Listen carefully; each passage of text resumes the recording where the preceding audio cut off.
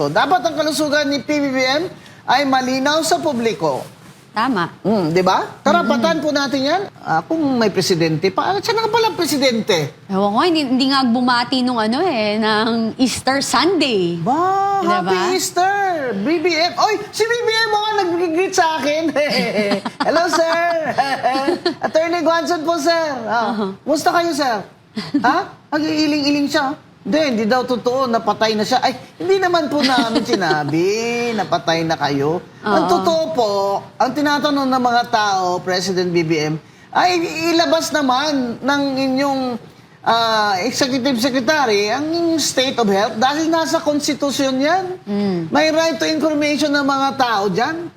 At saka, kagaya nung kati si Fidel Ramos, si President FBR, nung nagka-routine surgery siya, he was under general anesthesia, nag-report sila to the people. Nagpasabi siya sa Congress na siya ay mag-undergo ng surgery, that he will be under general anesthesia and therefore temporarily incapacitated.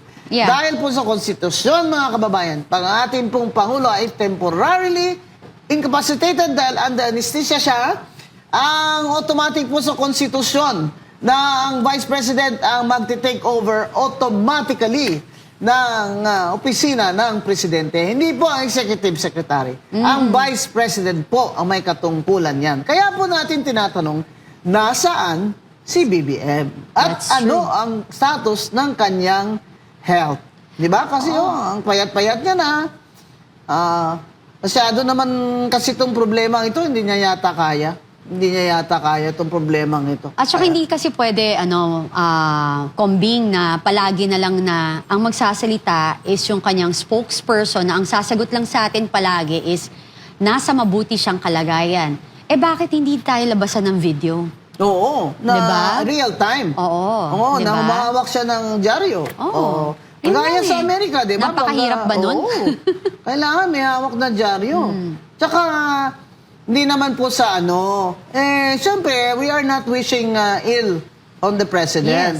But we want them to follow the Constitution.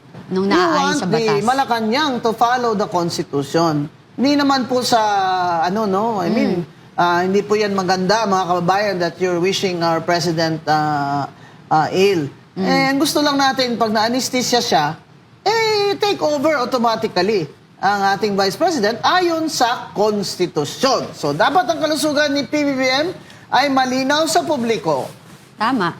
Di ba? Karapatan po natin yan. At dahil po yan, dyan nakasalalay ang mga desisyon ng Office of the President, lalo na po na may crisis tayo, kailangan po natin ng Presidente yung 24/7 alive, alert, and aware.